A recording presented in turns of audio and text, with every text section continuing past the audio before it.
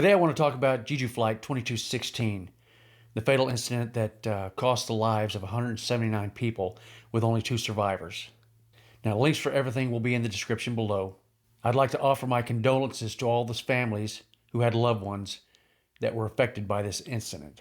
The first video we're going to look at is the one that's circulating on X. And I'm going to show you what I noticed from this video. This is going to show the compressor stall. So let's go ahead and look at the video. Now here we see the plane coming into view, and we're going to see the compressor stall as it happens.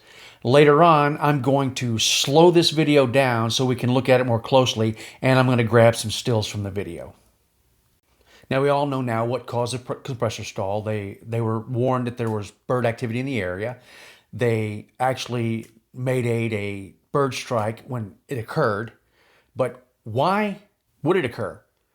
Well, if you look at this map, you can see that they built this airport right in the middle of 4 roosting and nesting areas for migratory birds. This has not only happened here, it is reportedly a common occurrence.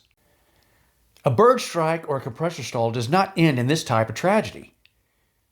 The aircraft are built with so many redundancies, you can land an aircraft safely with just one engine. If the other engine went out completely, you could still land the aircraft with just one engine.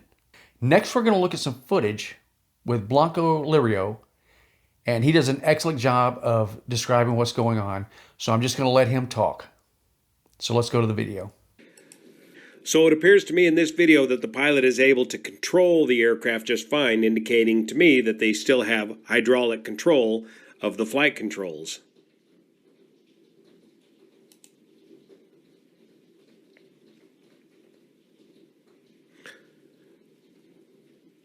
Gear up, flaps up. He's able to line up nicely with the runway. He's able to perform a nice flare, and it looks to me like I can see the exhaust out of the number 2 engine or the right engine. I'm not so sure about the left engine.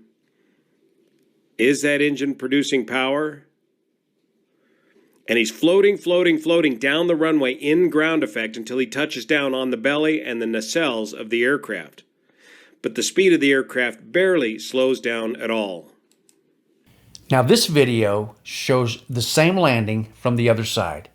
And we can also see the landing gear is not down, the flaps and slats have not been deployed, the spoiler's not been deployed, the TR on the number 2 engine has been opened. We don't know if the crew initiated that or if it opened on impact. I haven't seen anything showing that the number 1 engine on the left side, the TR, has been opened. So this leads me to believe that this one's open due to impact.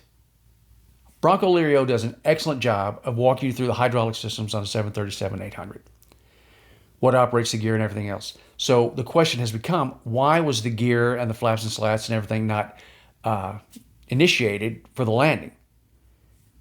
We don't know what the crew was going through, and until the flight data recorder and the air data recorder are analyzed, we're not going to know. But even with all the hydraulic systems even if they had been compromised, there's still a way to manually drop the gear. And they didn't get to that either. This next video is going to show you how they could have manually operated the gear if they had had time. And of course, the landing gear can always be emergency extended by manually pulling these cables, as illustrated here by Mentor Pilot's co-pilot in this 737 emergency gear extension video.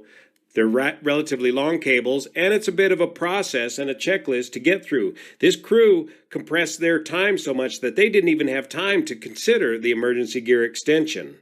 This is the same X video that we watched earlier. And we're going to look at the compressor stall as it occurs in slow motion. Did you see that light at the back of the engines? Both sides?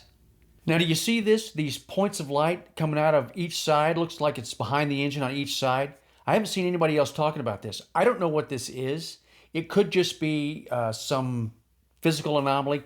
Could be metal coming out of the engine that's reflecting the light.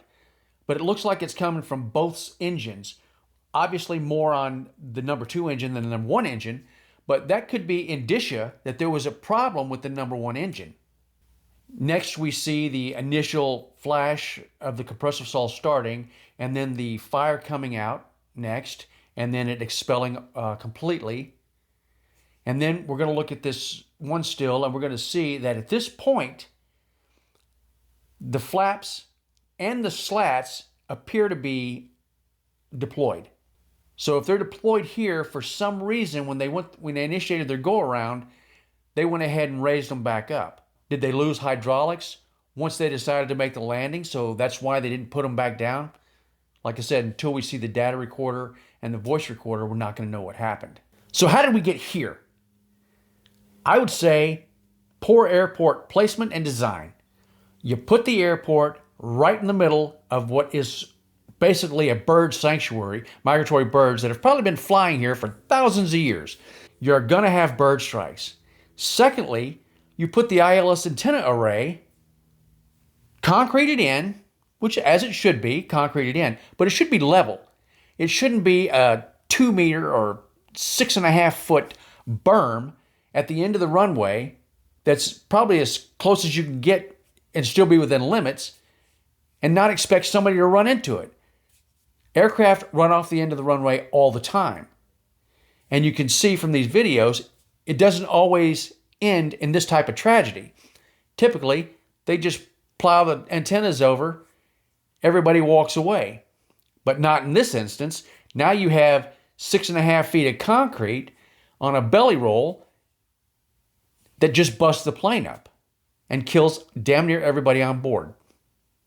Now, it has been reported that they have had concerns about this ILS antenna array and the berm at the end of the runway, but they didn't do anything about it. How many times have we learned after a tragedy such as this that there were concerns that actually caused it, but they didn't do anything about it? Why do they not do anything about it? Money. It costs money to fix things and do them right. And until somebody dies, they're not willing to do it. This is a message for the families involved. You need to immediately hire an attorney to represent your rights. You're grieving. You're not thinking about the future. You're thinking about now. And if you don't believe me, then watch this video. They're circling their wagons to defend themselves. So you need to have an attorney that's looking after yours and your family's rights. An attorney is going to be able to subpoena records, preserve documents, subpoena the airport board, the airport maintenance records, the flight maintenance records, the flight crews records, get all of this information so that we can determine, they can get a picture of exactly what happened. That way you can go ahead and grieve as you should be, while somebody else is still looking after your rights. I know it's a harsh reality, but it is a reality. Once again, my condolences for all those who've lost someone in this tragic incident. Peace out.